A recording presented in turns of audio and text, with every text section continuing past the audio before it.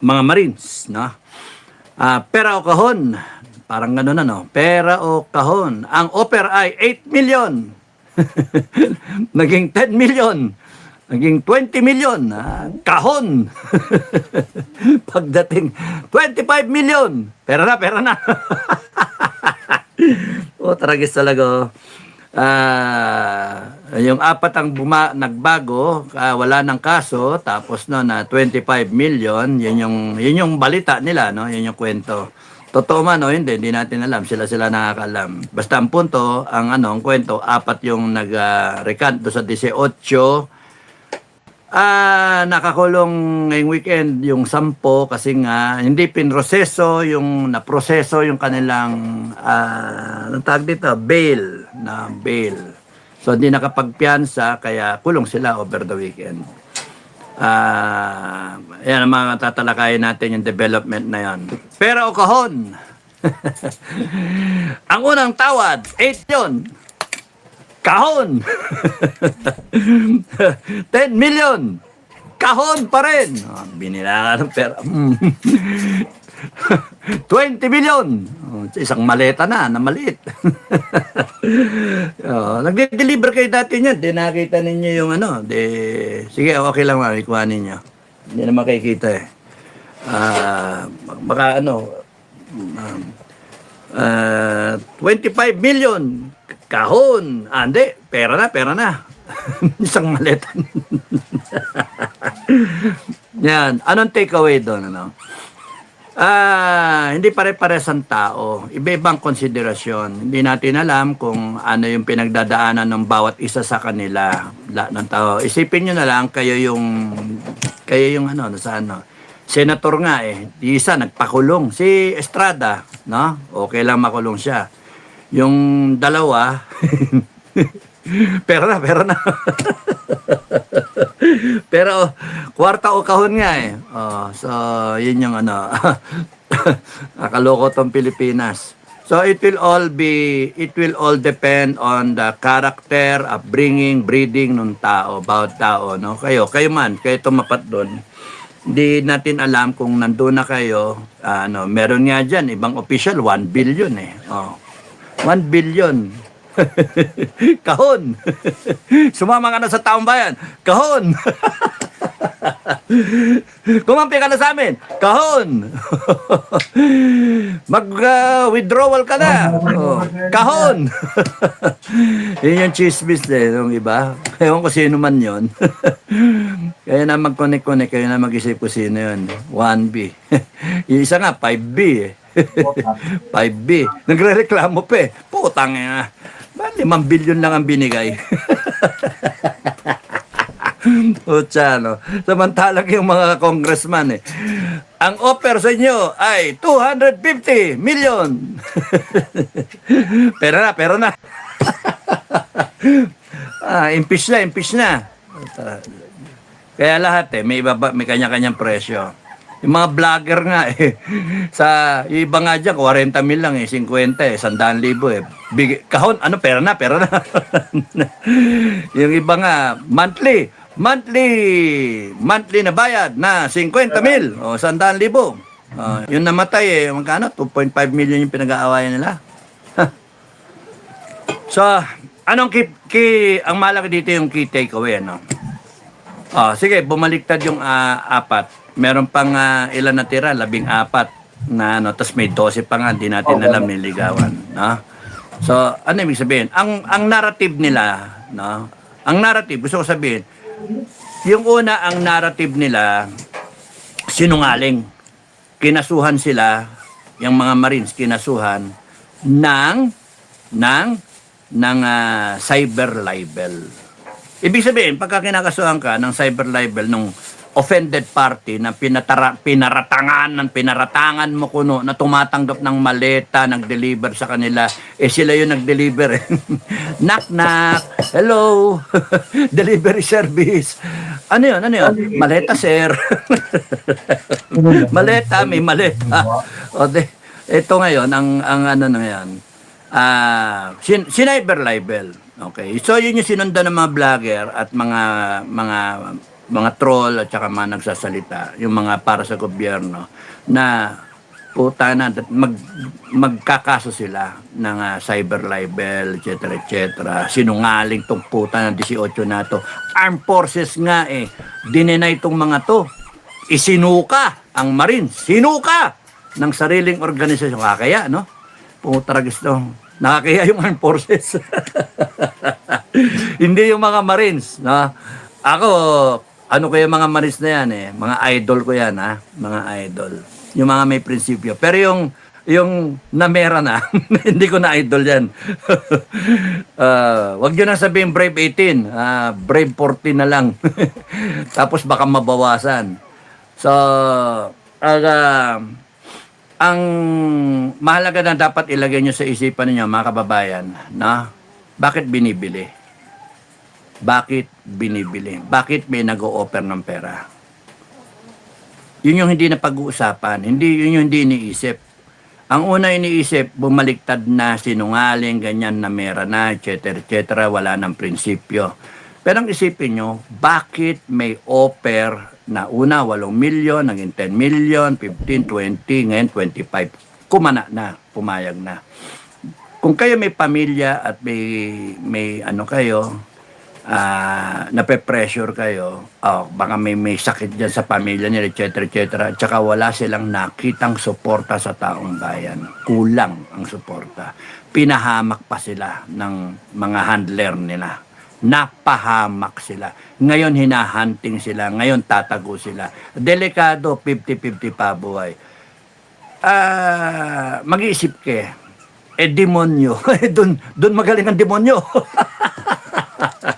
Alam mo yung may demonyo pakikitaan ka pa ng paldo-paldo no, sige na, pumayag ka na, wala ng kaso. Hindi nyo alam, baka mamaya tsuguin din kayo. Okay, wala ng kaso, nandiyan kayo, meron kayong so much money. Ngayon, alam nila na meron kayong pera, yung mga kapitbahay, ganito, bla bla bla. Tapos papasukin kayo na magnanakaw, patay kayo. Pwedeng ganun So, para tumahimik na kayo. And then matakot yung iba, etc. So, ang ano dyan, bakit may bumibili? Ano yung binibili? Pag-recant. Kasi yun ang nangyari, di ba? Binayaran ng 25 million, binabayaran ng 25 million, magre-recant. Sa halagang 8 million niya, buti nga, di pa bumigay Count! Sa 2025, 25 million, pera na. The most important takeaway there is bakit binibili yung testimonya nila? Bakit binibili yung katahimikan nila? Bakit binibili yung katotohanan? Para tumahimik na sila, para hindi na sila nag-recant sila, pinapawalang bisa nila yung salita nila na una. So, 4 yun. No? Ano ibig sabihin nun? Hindi yung nag-recant sila dahil sa sinungaling sila sa umpisa. Pwede ka naman mag-recant nang walang pera na involved, walang bayad. Pero ang tanong doon, bakit may pera na involved? Sino yun na nagbabayad ng 25 million ng isa? Kaya kung isipin mo, 25 million, magkano yun? 25M, ilan ba sila? 18 sa 10, 500 million. So, minus 25, 450 million. Tulin, Tulin sa mat. 450 million ang binadget para sa kanila. 18. Meron pang 12. No? Wala pa naman sinasabi. Kaya mas bababa yung dyan. Bakit naglalabas ng ganong pera? Pera natin yan, Pera na taong bayan. Bakit naglalabas ng ganong pera? Ibig sabihin, totoo yung sinasabi nila. Kaya lalo dapat kayo magalit. Lalo talaga dapat ilagay nyo sa isipan to. May mastermind, merong sindikato, mga tukmoy itong mga walang yan to. Takot na takot sila na lumabas ang katotohanan, kaya papatulan nila itong 18, babayaran nila. Well, ang bad news dyan, para sa kanila, hindi lahat ng tao kayang bilhin. Hindi lahat ng tao. Ang advice ko sa mga Marines, maganda kayo, baka tsugiin kayo, Yung kaso-kaso, pwede mag-chippy ng mga Pilipino, etc. O O yung mga handler ninyo, yan. Trabaho ng mga handler nyo yan na pag-ingatan kayo. Dapat nung pa lang, inisip na yan. Na yung pagsasalita ninyo na hindi... Yung umpisa pa lang nilabas kayo sa Club Pilipino eh. Dapat nung pa lang, kompleto Ricardo na. Nagtuloy-tuloy na. Hindi, napag-anuhan napagpiestahan kasi. So, yung huling-huli ninyong appearance doon sa may double gem na doon sa may EDSA, no? Yung para sa mga malalaking gathering o mga kasal-kasal, no? Reception, doon sa may parting EDSA na sinasabi Senate hearing, Blue Ribbon, hindi naman dumating yung mga senator. So, ang tanong nga doon, bakit hindi dumating yung mga senator? So, na-set up yung meeting as na siguro, baka hindi alam ng mga senator. Kasi kung senator ang nag-set up nun, pupunta talaga mga senator. Tsaka, senator of the republic yon, hindi mo pwedeng basta-basta harangin. Pero hindi, nangyari dun wala yung mga senator So, question mark yon. And then, nagsalita sila, nag-press conference. Yun nangyari. Kaya, nawala na ng pagkakataon. Pero kung kunyari, inassemble, sa akin kasi suggestion lang suggestion lang pagka ganyan, mag-assemble kayo ng korte, ang daming lawyer na nagsasalita, Nandiyan sila, yan nga, nandiyan si Baligo, nandiyan sila, mukha ng lawyer, mga lawyer. Sila Topacio, daming lawyer dyan. Si,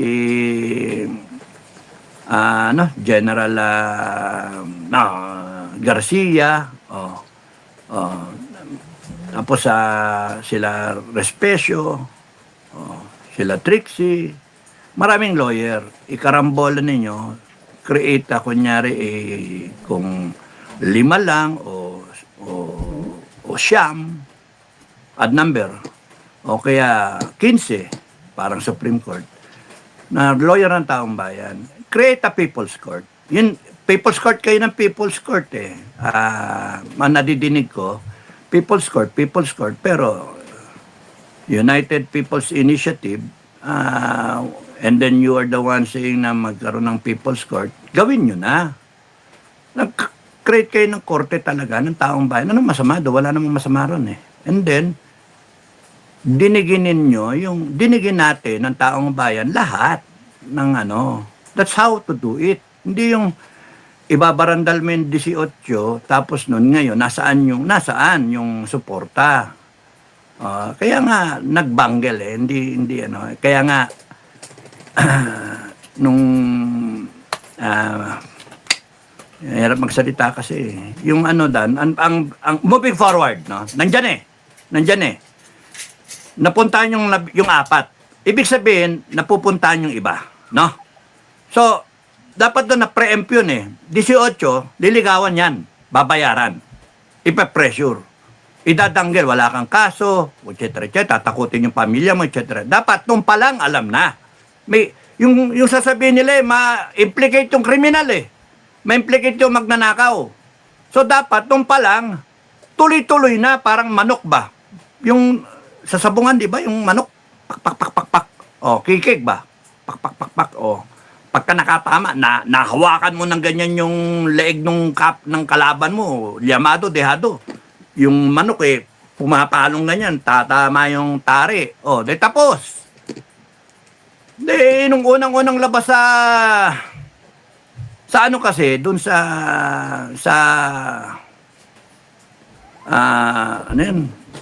doon sa Green Hills, Club Filipino, dapat doon pa lang, tapos na. Then dumating na yung mga tao, naareglo na yan. Problema kasi, endgame. Again, ayun na naman, endgame. Kaya ako nagagalit kasi, endgame ang wala Panay, lang Kaya kita mo ngayon, 4, nag-recant. But that does not lessen the weight, the gravity of the testimony. Kasi may initial na testimony. at may salita na may bayad and may record ng pag-offer, no? So, it will all build up into a case later on pag ang taong bayan. Kaya dapat dito, mag-areglo kayo, hindi Supreme Court.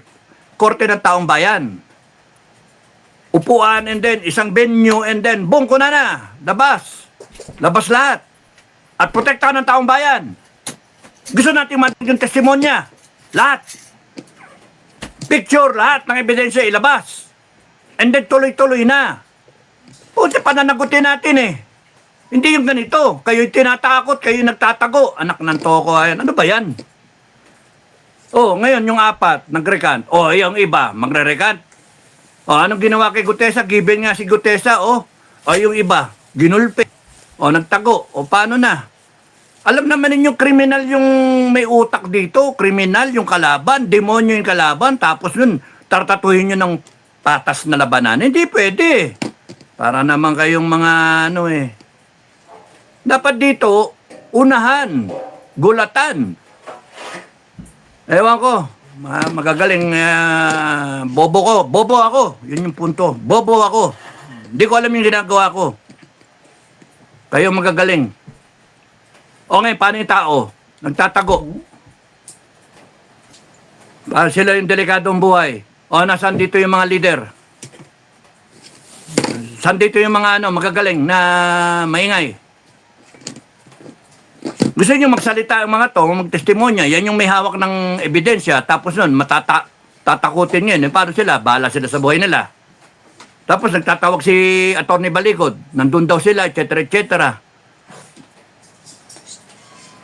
Paano na? Kaya nag-decide ng ganun yung apat. They felt alone. They felt, wala eh. Wala tayong mapupurbetsyo dito. Wala tayong dito. Kaya, sige, perahin na lang natin. Putangin ng mga to. Putangin na, may kaso tayo, etc. etc. Kaya nga, magalit yung magalit. At least, wala na akong kaso. Wala na kayo. And then you have the four na magkukumbinsi dito sa iba. Makikita ngayon itong iba na yun, okay sila. And yung demonyo, sige tukso. Walang basta nga sa akin, lalo akong naniniwala na tarantado tong tong kalaban, demonyo, kasi binibili eh. Pinambibili, pera ng taong bayan eh. Tapos nun, yung 25 million, di biro-biro yun ha, hindi 25 million na isa. Yung 18 na yan, pagka nabayaran mo lahat yan, kalahating bilyon yun. Imagine, kalahating bilyon. Kung yan ginasto sa PhilHealth, ng putya, daming namamatay sa ospital, tapos walang pera, tapos yan, kalahating bilyon, pambibili nyo lang ng testimonya ng tao, para hindi kayo madiin. Kaya nga, walang kakwenta-kwenta to. At the same time, yun yung yun yung peg ngayon impeachment, inaano ninyo, si Inday Sara, putya, yung prosecution, apat na withdrawal, 125, 4, 500 million lahat. Tapos wala na. Bakit? Wala na ng confidential fund 125 million 2022. 2023, tatlong quarter lang. Yung last, wala na. Kaya, 125, 325. At 375. Plus ito, 125, 500 million. Anong sila doon? Issue na issue yun, no? Issue na issue. Samantalang ang Bongbong Marcos, no? 4.5 billion, 4.5 billion, 4.5 billion. Ilang taon?